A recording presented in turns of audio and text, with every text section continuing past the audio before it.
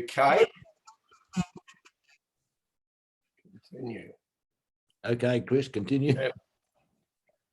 Rowan's a well-respected journalist, author and speaker whose work and interests focus primarily on China and also on Papua New Guinea and the Pacific Islands.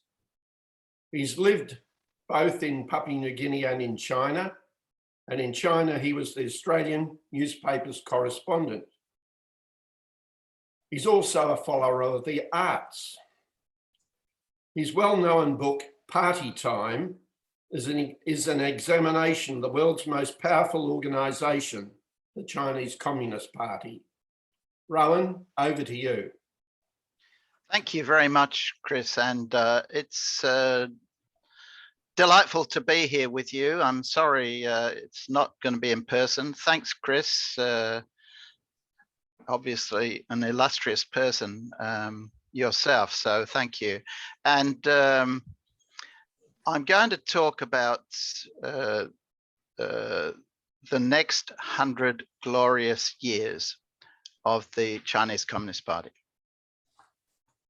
It's at the peak of its power as it enters its second century, which it did on July the 2nd, it claims, but the real history was it actually met on July the 23rd, so it'd be the 24th. Its core goal is to control its own destiny. It already does so within China, where it rules unchallenged. It's increasingly also set on making the wider world adapt to it, rather than having to adapt itself to international values, laws, or trends, just as its own population is accountable to its leadership. So it seeks to mold global patterns to its own priorities. And here's where I'm going to introduce you to my co-presenter. If you can see him, here he is. I'm showing you Xi Jinping, who is in order of importance. He's the General Secretary of the Chinese Communist Party. He's the Chairman of the Central Military Commission, and least important, he's President of China. He has instructed the party to, quotes, build a socialism that is superior to capitalism, close quotes, and that will occupy what he calls the dominant position, close quotes, in world affairs. Beijing's pandemic response has reinforced this process within a country that was already in effective intellectual and institutional lockdown before COVID-19 emerged. She has labelled the stepped up COVID era controls, including the broader sharing of personal data between government agencies, as full circle management. The party has also reverted to intense centralization of decision making and to elevating leader Xi Jinping to personality cult status. He is the people's leader who has won victory in the people's war against COVID. This injects an added degree of vulnerability, however, into the party's future. How is Xi to be succeeded as his role takes on ever greater weight? And as a 68 now, he shows no signs of stepping aside, perhaps for a decade at least. Engagement is no longer a useful template for relating to this behemoth, with China resiling from being a ready partner as it sets itself increasingly apart, including now economically. But every country on earth must find a way to live alongside it, preferably beneficially, and as far as can be ensured, safely. China remains a lonely great power without friends, or, with the one exception of North Korea, allies.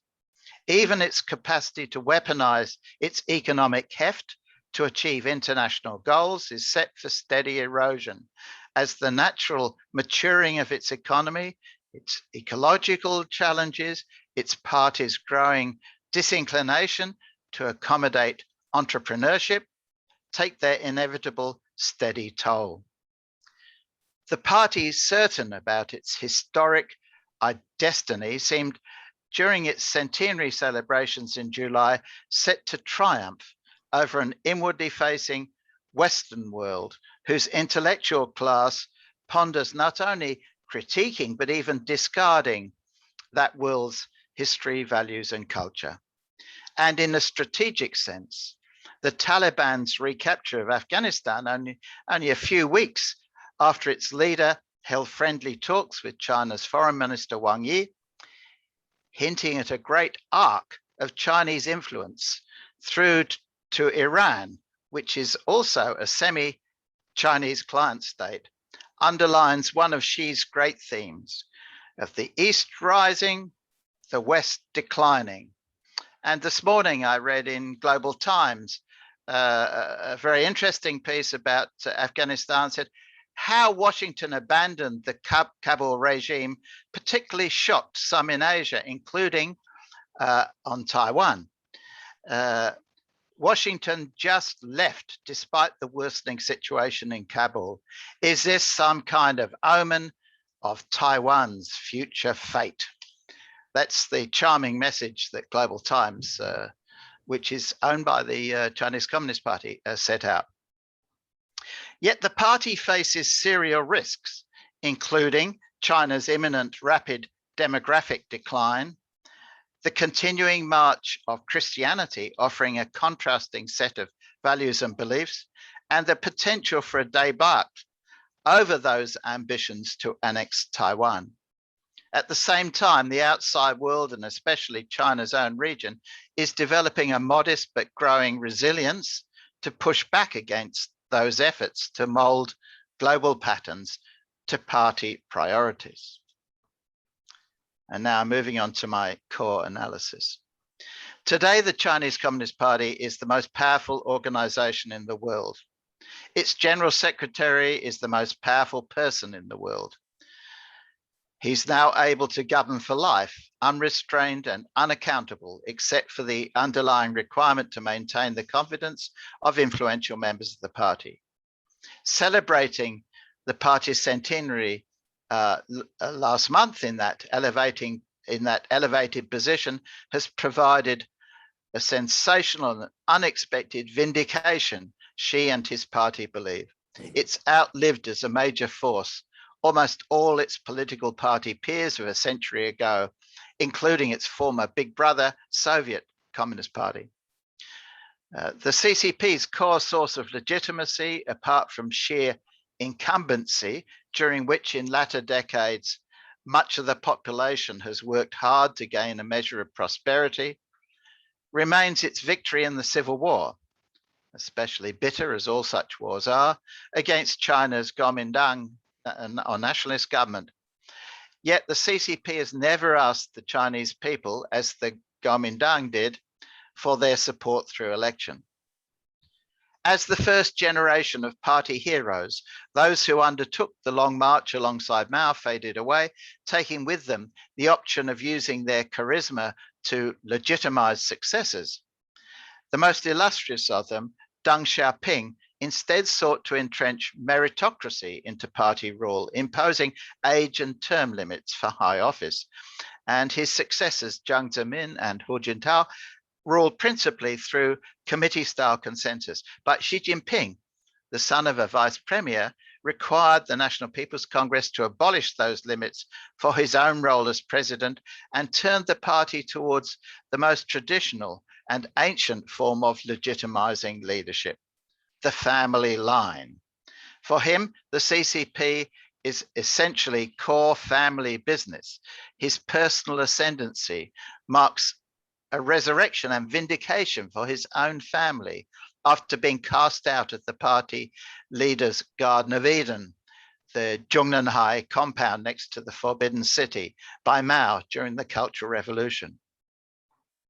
Securing another century, controlling centrally such a vast state comprises, however, a complex challenge. In the immediate future, many of its 95 million members will surely be pondering as they conceptually push to one side the piles of celebratory red centenary banners, the great puzzling question of the succession. But the seepage in many other societies around the world of support for and confidence in democracy and liberal values, including the rule of law and the separation of powers, gives the party valuable time to resolve such hurdles.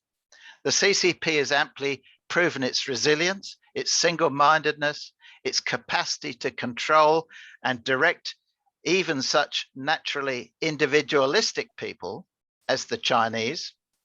It wishes above all to hold the power to determine its own fate, to control the entire environment at home and abroad within which it rules unaccountably. But technology, demography, ecology, and those crucial animal spirits driving prosperity that comprises the private sector are all likely to evade over time and incrementally even the party's most concerted efforts to contain and control them. And however focused the party's attempts to channel China's own great culture to serve its continued power, this may not be sustainable for yet another century, due principally to the potential evolution of attitudes within China itself, a more prosperous, at ease, and better educated China that is more likely to embrace diverse forms of spirituality, for example, than to support party elites' endless struggles. Much will depend on whether the Chinese people can start to envisage a China without the party. Xi Jinping was ushered into the top job in 2012 by the party elders as a safe pair of hands in maintaining governance continuity, assured in part through his, what he calls his red genes, not what he's wearing, but what is inside his corpuscles. As the son of the late Vice Premier and Long March veteran Xi Zhongxun, in part through his impressive administrative record in the provinces, while also committing himself as his key promotion platform for the party elders, who then still held the keys to the top of office, to purifying the party from the ubiquitous corruption which was threatening its popular legitimacy. Xi fulfilled this with a frightening zeal, millions of cadres being purged, including all key commanders in the party's military arm, the People's Liberation Army. The army is not the army of China. It is the army of the party and is actually functionally responsible only to the party itself. Xi's nationwide purge punished more than 100 generals, which Xinhua said is even greater than the number who died in the battlefield during revolutionary times. En route, internal factions were crushed and the party's commanding heights occupied by Xi loyalists. Xi also took a different perspective from the preceding generation of party leaders about the disastrous Mao era, elevating its value to the reform era. This position is consistent with his takeout from the downfall of the Soviet Union and the Soviet Communist Party. Xi asked, why did the Communist Party of the Soviet Union fall to pieces? Because in the ideological domain, competition is fierce, he said. To completely repudiate the history of the party, to repudiate Lenin and Stalin, was to wreak chaos. That's the lesson he learned from what happened in 1990. Xi has confounded those who expected him to prove in office a competent administrator and mild economic reformer with no tolerance for corruption. Instead, as the sinologist Roderick McFarquhar has explained, Xi has transformed China at an amazing pace. Maoist institutions and values are being restored, though in one respect, Xi's politics mark a sharp break from late Maoism. Whereas the chairman deliberately unleashed the youth of China for revolution, in Xi's China, no vigilantism will be tolerated, even in the cause of fighting corruption. Whistleblowers are likely to find themselves imprisoned. Nevertheless, Mao is the lodestone of the Xi regime. the ultimate legitimation of Xi's policies and personal role in state and society. So the chairman's portrait will continue to hang on the Tiananmen Gate into the Forbidden City, and citizens will continue to be shepherded into his mausoleum just over the road. Mao still does matter. 3 days before the party's centenary celebration, the 95 million members of the party, led by their general secretary, live on TV from a spectacular show called The Great Journey at the Bird's Nest Stadium in Beijing, were urged to reprise, raising their fists like this around the country in solidarity, the oath they made on joining. It is my will to join the Communist Party of China, uphold the party's program, observe the provisions of the party constitution, fulfill a party member's duties, carry out the party's decisions, strictly observe party discipline, guard party secrets, be loyal to the party, work hard, fight for communism throughout my life, be ready at all times to sacrifice my all for the party and the people, and never betray the party. This closing vow, never to betray the party, has not always been included in the oath. At the end of the show, all stood and sang, "Without the Communist Party, there will be no new China," underlying the primary point that Xi has hammered home ever since becoming the paramount leader of the People's Republic of China, the PRC. That the party is so intensely and ubiquitously wrapped its tentacles around China and everything and everyone Chinese, that the two can never be prized apart. His hour-long speech on July the 1st to 70,000 specially invited guests, overwhelmingly party members in Tiananmen Square, shocked some international hearers with its directness. We will never allow anyone to bully, oppress, or subjugate China. Anyone who dares try to do that will have their heads bashed bloody against the Great Wall of Steel forged by over 1.4 billion Chinese people, close quotes. Of course, that Great Wall of Steel must have been built by Australian iron ore and metallurgical coal, we presume. But it was essentially a rear vision speech, providing few clues as to the future, as to party plans or Chinese dreams, except to keep on keeping on. Xi reiterated the party nostrum that has brought China into what he calls the primary stage of socialism, a very Marxist idea, while stressing that under his leadership, this stage has entered a new era, the era of Xi. The people of China, he declared, are not only good at destroying the old world, they've also created a new world. So this works conceptually as a kind of constant feedback loop.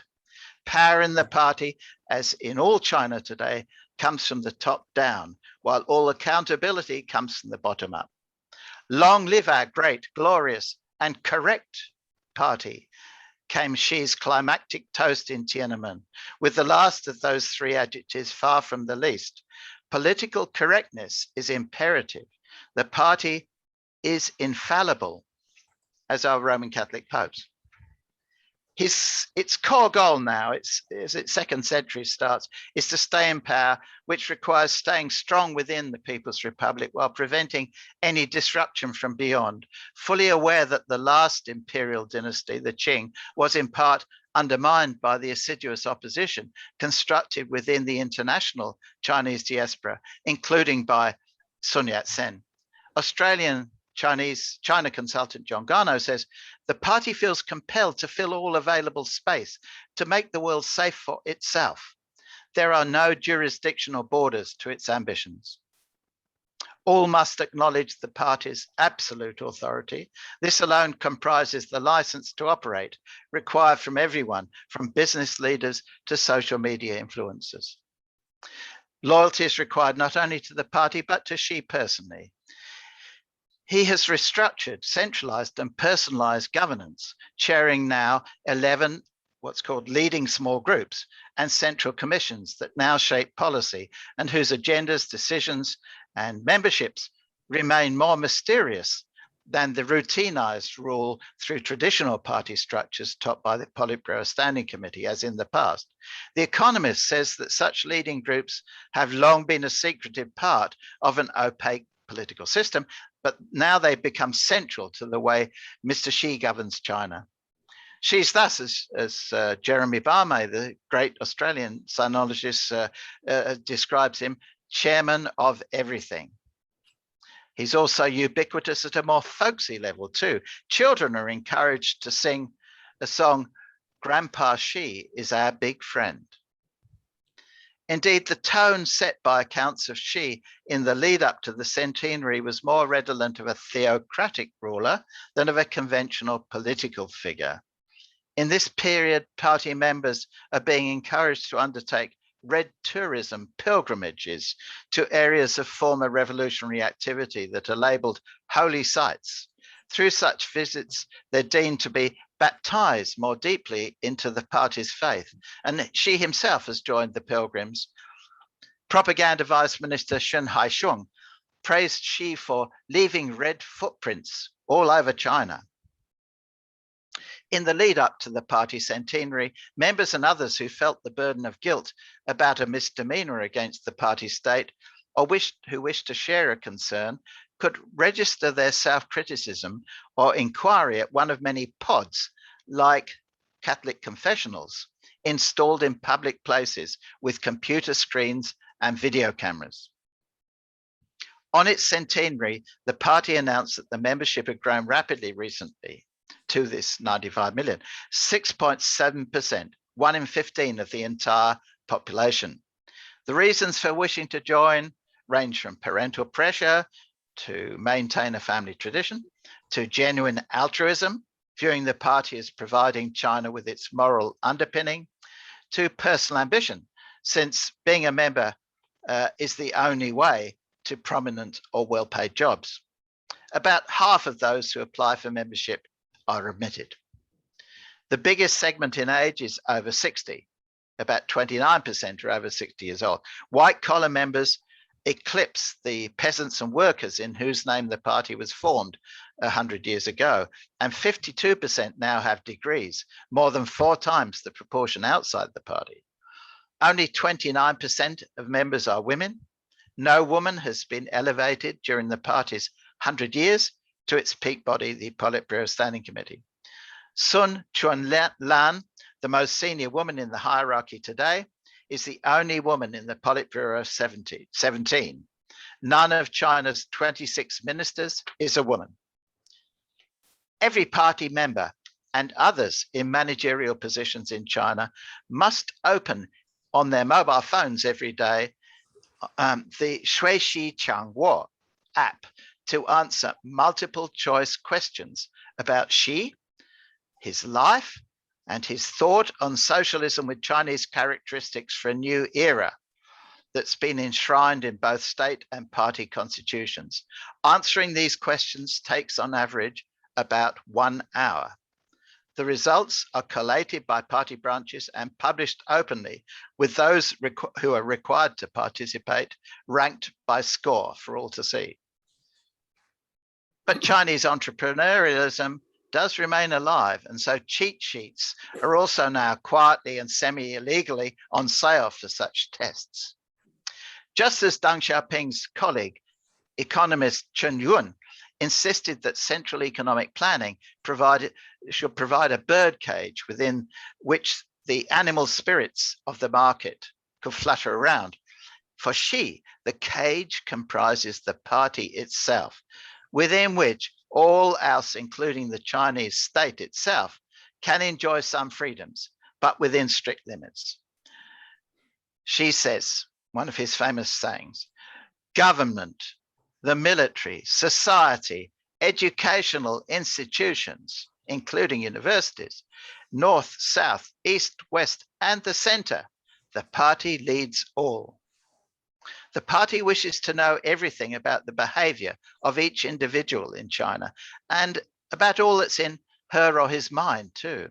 Its growing suite of tools to achieve this include facial recognition technology, the social credit system that evaluates both online and offline performance, and the grid management structure through which every group of 200 households is observed closely by a manager with screens looking at the outside of their homes, their flats, whatever, and the streets around. There are about 416 million CCTV cameras in China, one for every 3.4 people. And the number is expected to rise to about 540 million by the end of next year. So one for every 2.5 people. And the party is rapidly intensifying its knowledge of China's business people and of their day-to-day activities. By late 2017, so by now it would have advanced well beyond this. At those days, party branches had already been established in 61% of all social organizations, 73% of private businesses, and 95% of public institutions. Almost all foreign firms in China contain Communist Party cells as well, and so do Chinese companies operating overseas, including Australia. A slogan says, no matter where the project, that country will have a party organization. Party members and increasingly all people with managerial and other responsibilities in China are required to attend ever more meetings, often with a purely political focus in their working days, extending the time at work and adding to levels of exhaustion and burnout. I remember this is now about 2.5 years ago, going to Shandong province, to the headquarters of one of the world's largest coal companies, actually, and the company secretary I was talking to, in fact, we were having a lunch, and he said, he looked at his watch, said, I've got to go now. Another dratted party meeting. He said, these party meetings are filling my day and wasting my time. And I have to stay long after normal to finish my proper work. And he added, what's worse is I'm the party secretary myself in this company. In 3 areas in particular, Xi has pressed buttons that preceding party leaders left untouched in the party headquarters control room.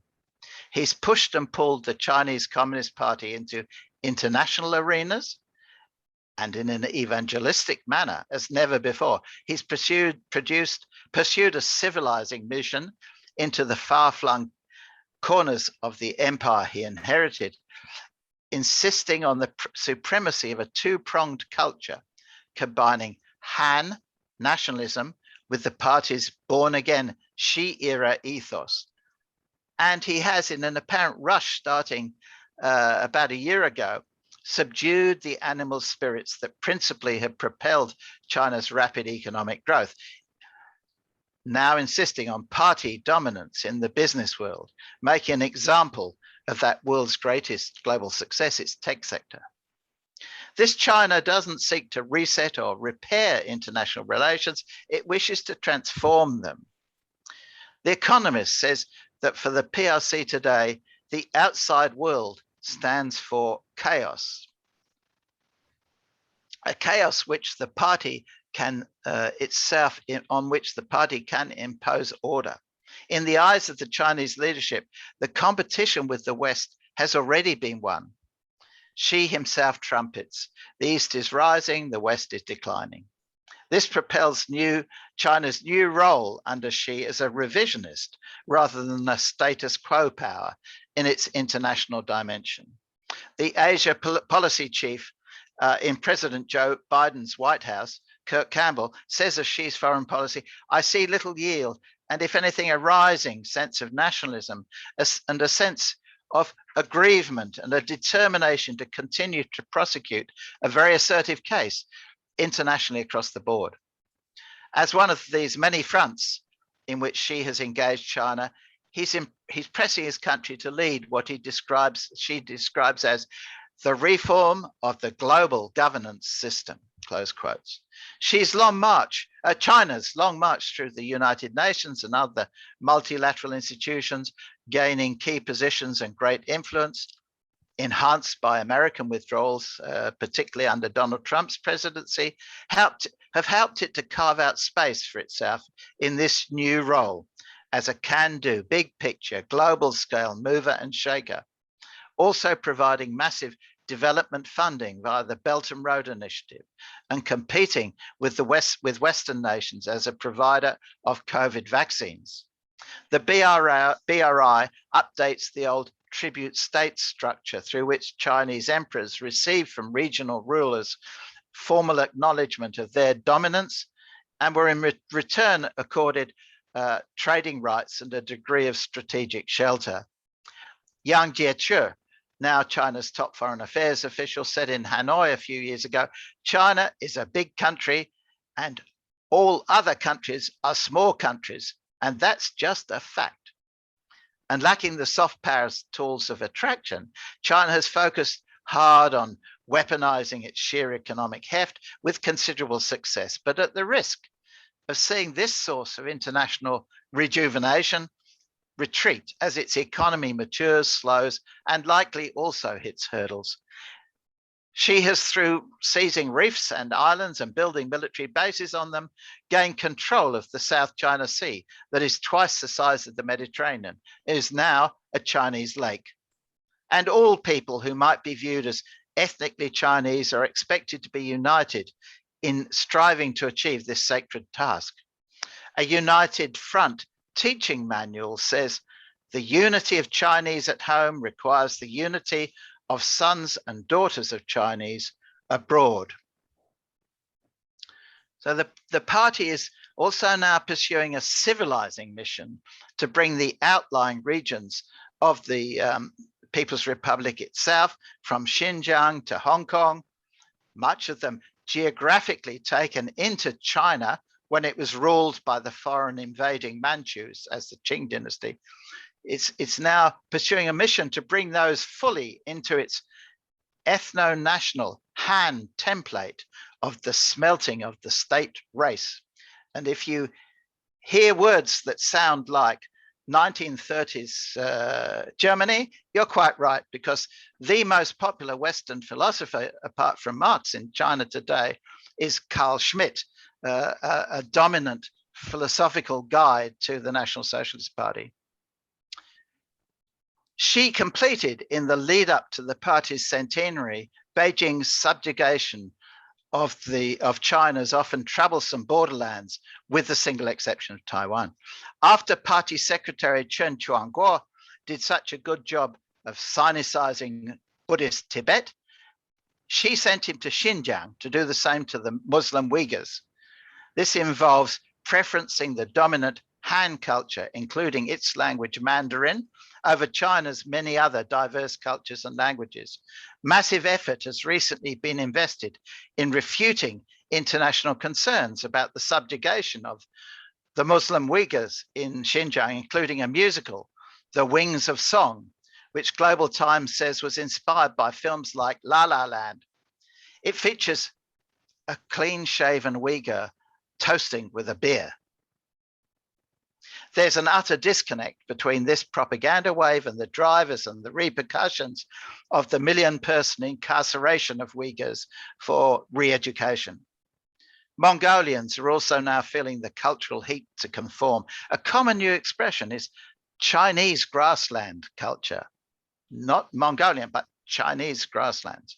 A widespread contemporary Beijing view holds that remote ethnic groups are backwards, with historical determinism guaranteeing they will lose their identity in the face of Han-led prosperity and progress. Very similar views that were held at the end of the 19th, beginning of the 20th centuries in countries like Australia and even New Zealand, and in the United States and Canada about their indigenous peoples. After COVID had closed Hong Kong down, she imposed on this once great cosmopolitan city in mid-2020 a national security law to enable previously awkward supporters of democratic rights or free speech there to be tried and jailed, if necessary, in the mainland. The arrangement of one country, two systems agreed for Hong Kong between Deng Xiaoping and Margaret Thatcher never appealed to Xi, of course, and has been abandoned. Books deemed politically incorrect have already been hauled off library shelves. Pro-democracy politicians are banned from running for office. A man was arrested for allegedly booing the PRC's national anthem, the March of the Volunteers, which was played in Tokyo after a Hong Kong fencer won Olympic gold. 2 women who are speech therapists have been remanded in custody for publishing 3 children's books the authorities claim to be seditious. The still troublesome borderland exception is Taiwan, whose challenge will test the party sorely in its new century. She has said the issue of the political divide cannot be passed on from generation to generation. Early in his first term as leader, Xi, perhaps distracted by the immense personal and political dramas and risks as he launched his purge of rivals and of corrupt or disloyal cadres, presided over a party plenum that said the market will play a decisive role in allocating resources. However, during Xi's second term, that perception has been transformed as he sought to bring China's business sector, the key driver of its innovations and growth, to heel. First, he insisted that a previously rather passive approach to the establishment of party branches in private firms, if they employ 3 or more members of the party, was transformed into a real drive, with those branches now expected to require that owners and or managements give them a say, preferably including veto power over broad business plans and over important personnel appointments. This marked an important innovative step towards focusing, not as Karl Marx advocated, on the party controlling the ownership of the means of production, but on party members monitoring, guiding, and preferably ultimately directing all corporate decision-making. Then in late 2020, Xi turned his attention fully to the economy and started to bring the private sector to heel, beginning with the biggest. Aligning personal and corporate aims with those of Xi and the party comprises the essential social license required of every business leader. And Jack Ma, perhaps the best known Chinese person in the world over a longer period than Xi, has had to eat humble pie, the founder of Alibaba. His offering of $46 billion Ant Finance shares was halted by government diktat just 2 days ahead of its float. His University for Business Stars has been reduced by order to a research center. He has been rectified. Chairing an economic planning meeting a month later, Xi vowed to rein in what he called the disorderly expansion of capital in general. In April this year, the anti-monopoly regulator fined Alibaba almost $4 billion. In July, the regulator barred Tencent, the other huge tech giant, which holds 80% of music library resources in China, from exclusive music copyright agreements, instructing all such deals to be terminated, and also blocked the company's merger of China's top 2 video game streaming sites. Didi, China's version of Uber, was removed by order from China's app stores, and the State Council hammered the burgeoning private education sector, banning it from floats and from raising foreign capital. Stephen Roach, the influential former chairman of Morgan Stanley Asia, who's described himself as a congenital optimist on China, now expresses concern about its disturbing actions, saying China is going after the core of its new entrepreneurial-driven economy, and it's going after their business models. But Xi is not at all concerned about the trust foreign financiers may or may not have in China. Plans for self-reliance under the Made in China 2025 program are being extended now to include the finance sector, from originally technology into finance, including by blocking overseas IPOs. With the party state confident that the sheer gravity created by the size of the Chinese economy, will continue to pull in capital via the share markets of Shanghai, Shenzhen, and now also Hong Kong. She appears confident about making China independent of foreign tech goods and services at the same time as the rest of the world maintains its dependence on China as a manufacturer and a market. But China remains reliant on imports of minerals, oil, gas, and in the event of a bad harvest, on food and animal feed, in striking contrast to the United States in its era of expansion. The next important event for the party following its centenary is its 5-yearly National Congress to be held late next year, which will almost certainly confirm Xi's continuing leadership as General Secretary. This will accord him a further decade in power, since the party system requires a successor to be foreshadowed at least 5 years ahead. And at present, none has emerged who's eligible. Xi is preventing anyone from even starting to play China's Game of Thrones. This is looming as a major threat, even potentially an existential one, to the party's continued second-century governance. He's provided no clues as to when, by whom, or how he'll be succeeded. China has throughout its history had trouble with this. Half of the 282 emperors ruling across 49 dynasties in China were deposed by being murdered, overthrown, forced to abdicate, or forced to commit suicide.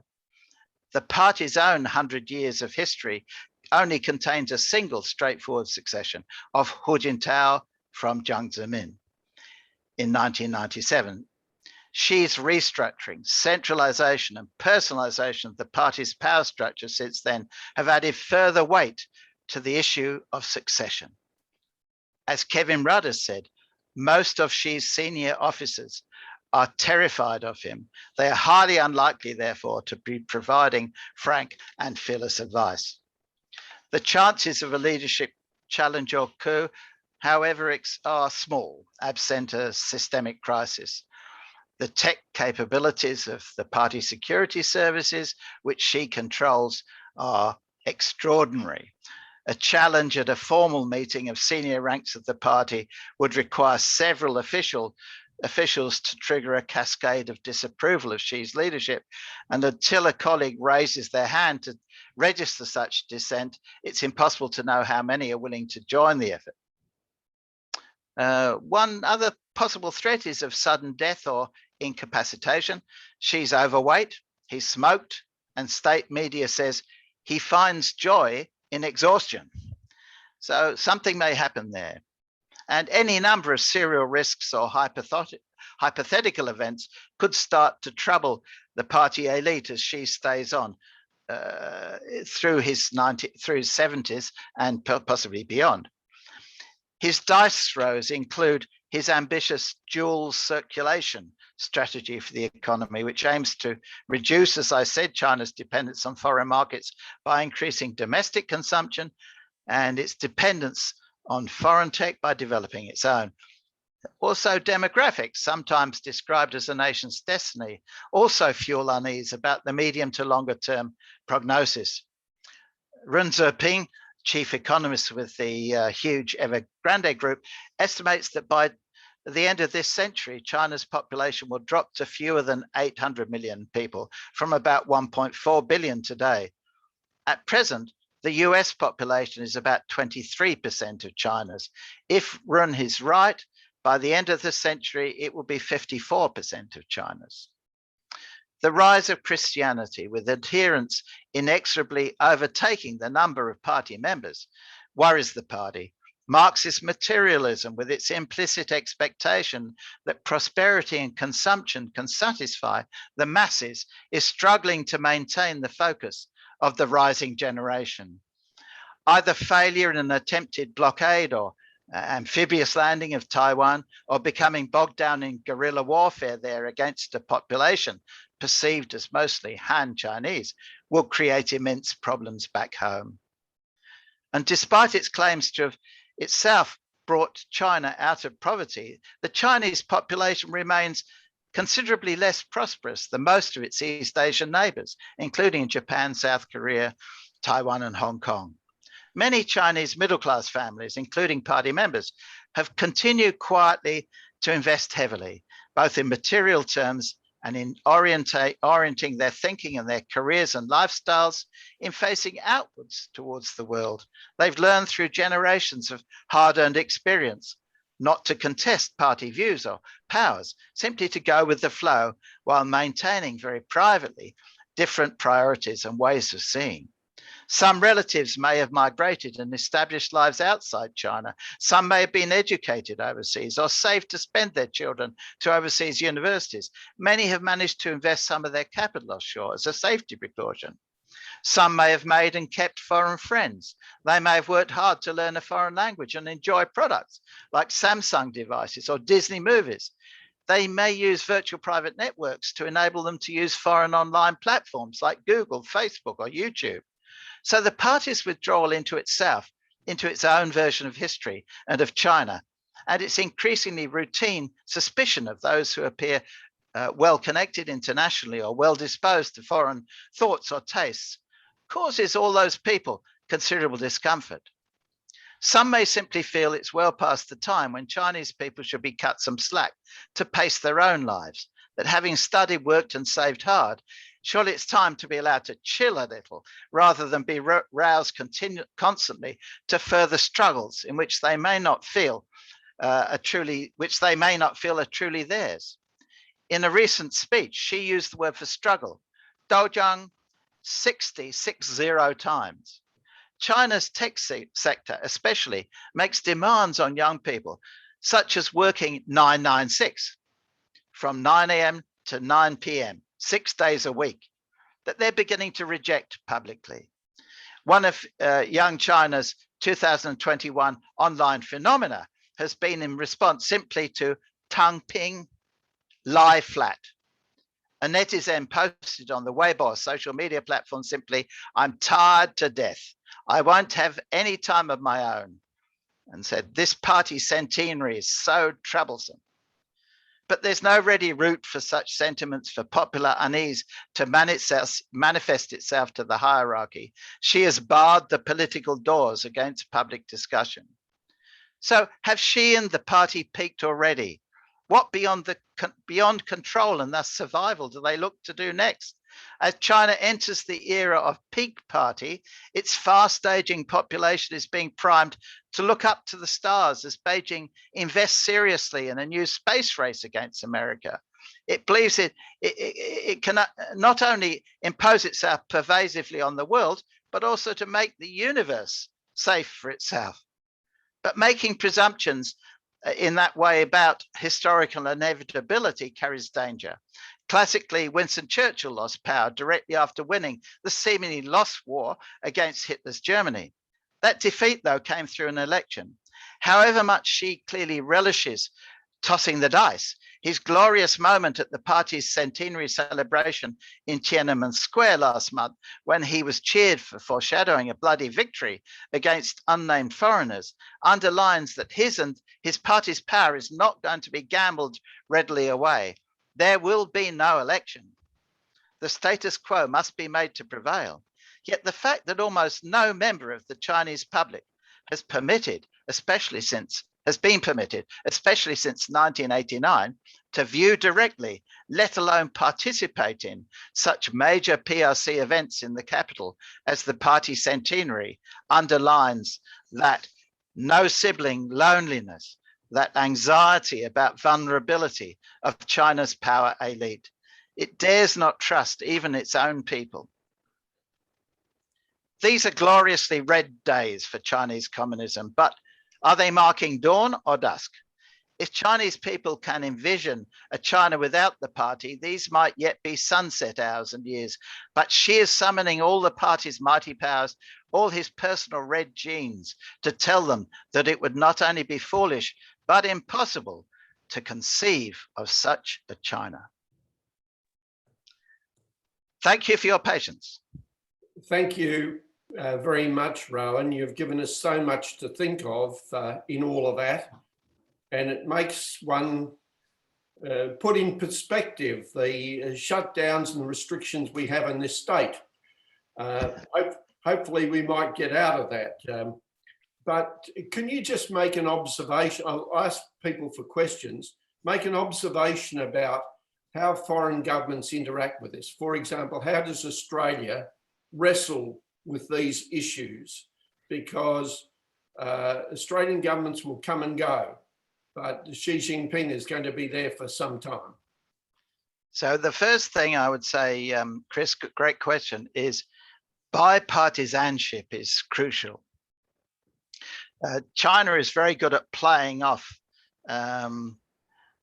one person against another, one group against another, and so on. And I would say in that regard, we're well served in Australia. At the federal level, I've been involved in the last few days, actually, in a big dialogue event online, a closed event, in which the leaders of both major parties were talking a lot about China. And hard for me, even as a follower of the subject, to pick a difference. Same thing, there were leading Americans, including the leading American policymaker in this area, were talking, and Republicans as well. Not really any difference. So that's the most important thing. Speak with one voice, pay attention to what's happening in China. The Chinese like to throw the picture onto you. You know, what are you doing? Well, how are you responding? Actually, this is all just reaction. We're just reacting. And in every country, it's the same. Lithuania at the moment is suffering the red heat of Chinese aggression. But, you know, many people in Australia think this is an Australia-China issue. It's not at all. And so very important we speak with one voice. They're also very good at levering levels of government apart. In Australia, they're having more success at separating federal from the state arena.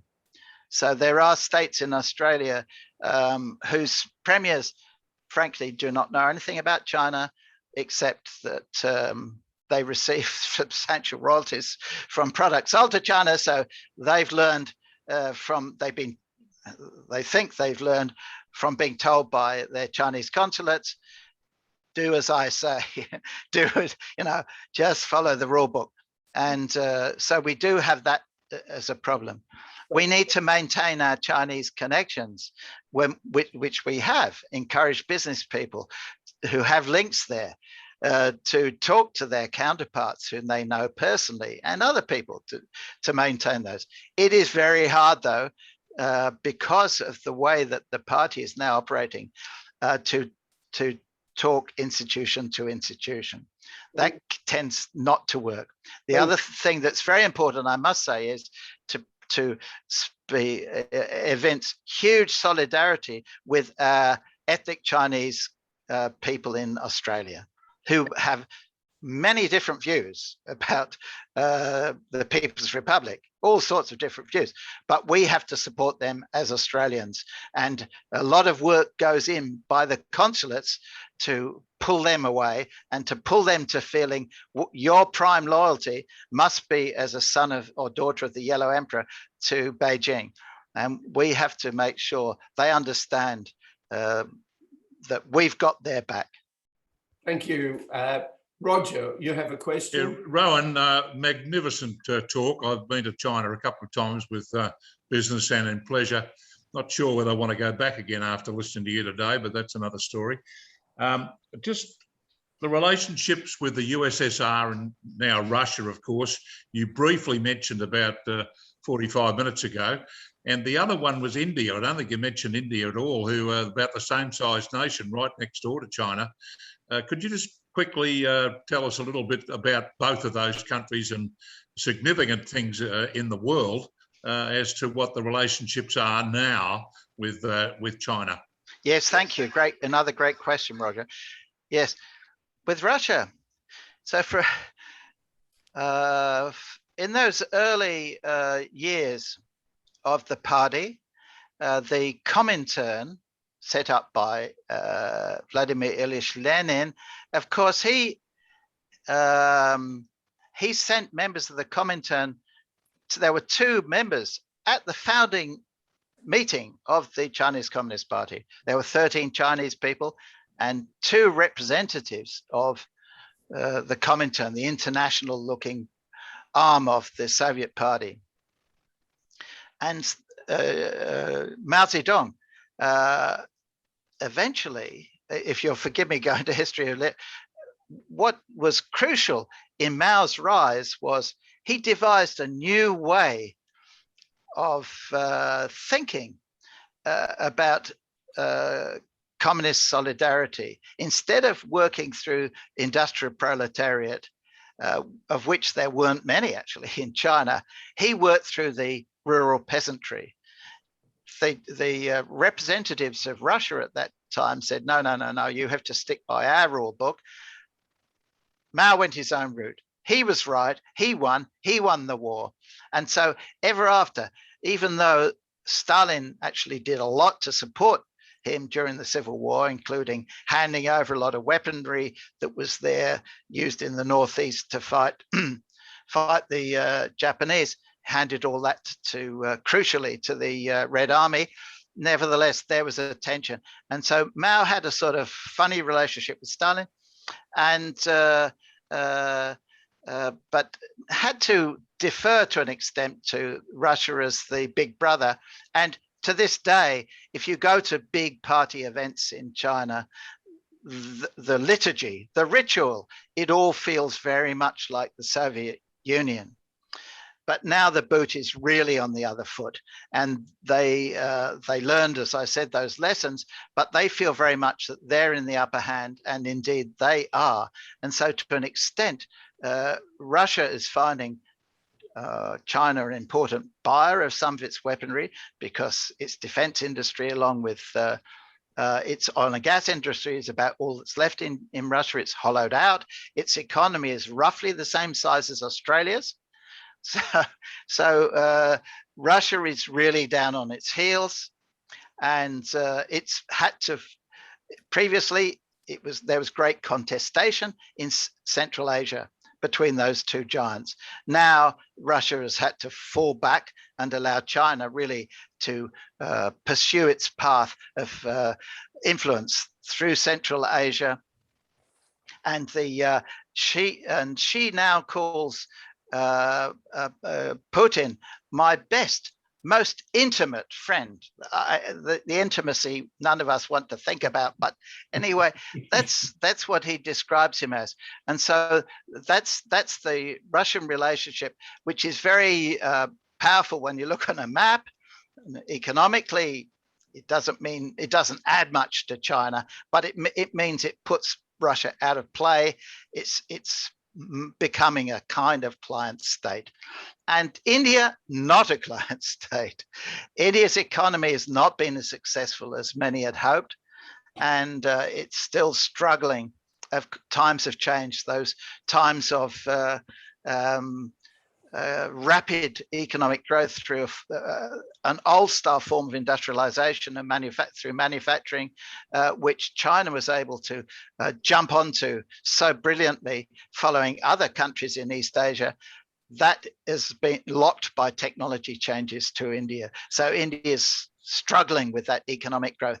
But India, as I know from visits there to talk about China, is more viscerally suspicious of China, hates China, still have fights on the border in the Himalayas. There's in recent times been combat with people hitting each other with clubs and knives, people on both armies dying in that kind of combat. So it's a very visceral sense. So, but India is a large country. It's big. Its economic weight will get greater, and the Quad, which involves Japan, Japan, India, Australia, and the United States, is actually becoming a body that's becoming quite significant in countering some of those Chinese efforts at influence. Thank you. Any more questions? One more question, I think. Ken Beadle. Thank you. What is President Xi's attitude towards climate and climate change, which is occupying a lot of world thinking at the moment?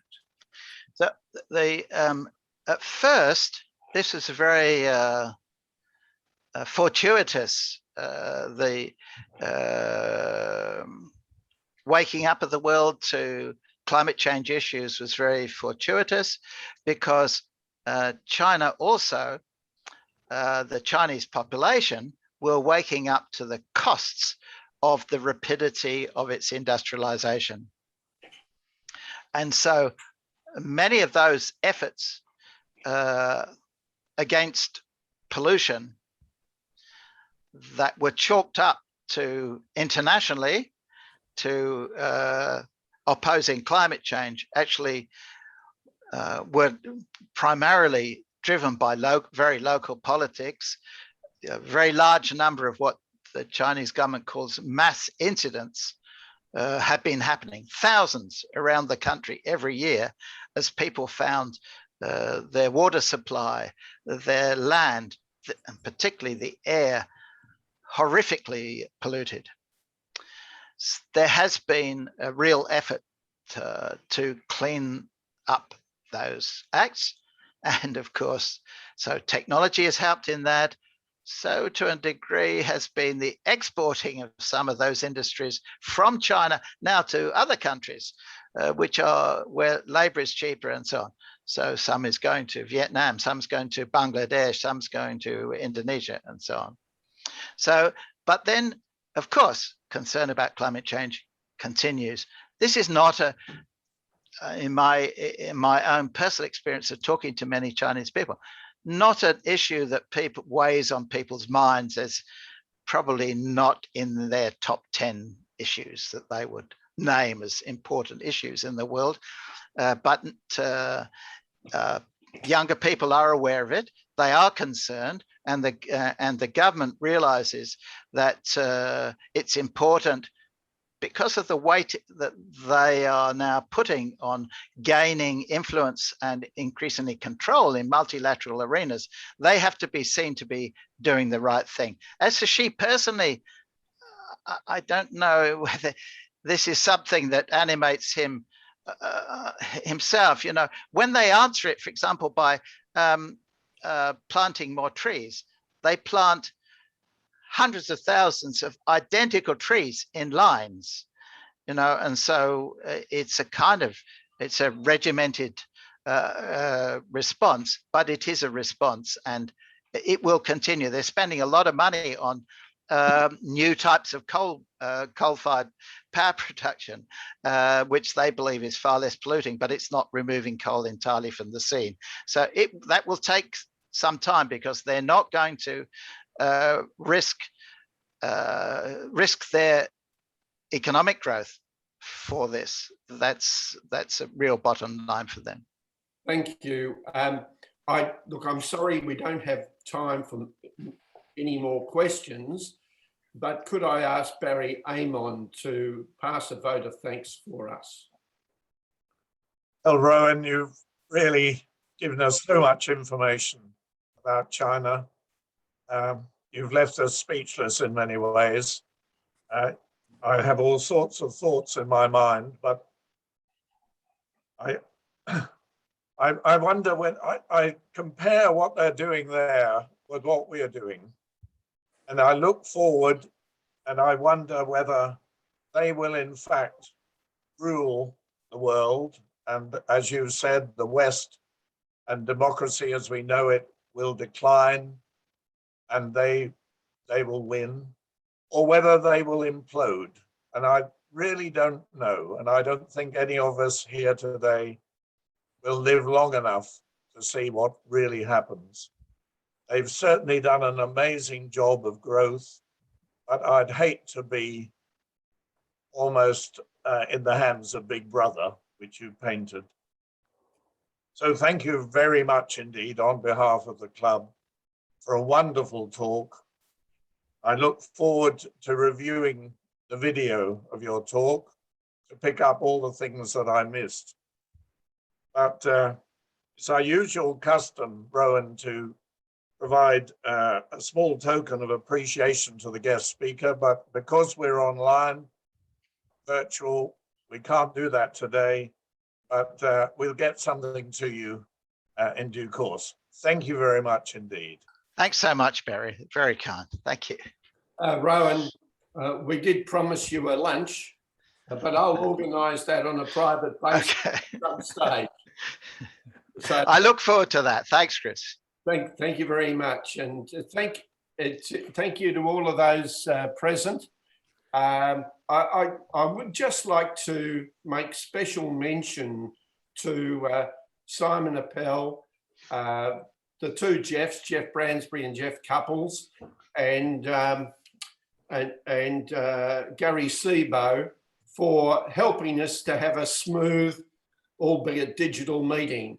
Thank you to those blokes, because if they didn't do all of that, this would be not as smooth as it is. Thank you. And before we leave, can I just ask everyone to bear in mind, those who are spiritually inclined, to pray for whatever, the fate of a great friend of mine named Chung Lei. She's a 46-year-old Australian woman held in terrible circumstances in a prison in Beijing right now. Her 9 and 11-year-old children are here in Melbourne with her mother. She was a host of business programs on CGTN, China's biggest state network, and she's been hauled off for allegedly passing on state secrets. This is a complete nonsense, and she's a vivacious and popular figure, probably the best known Australian living in China, because she hosted all the business awards and so on programs there. And she is now, this is the start, last week was the start of her second year in custody. No charges, no ability to speak to her children or her family are all living here in a terrible plight. So if you hear about Chung Lei, please express any support that you can for her. Thank you. Thank you. All right. Thank you very much. I would now just draw your attention to our next meeting,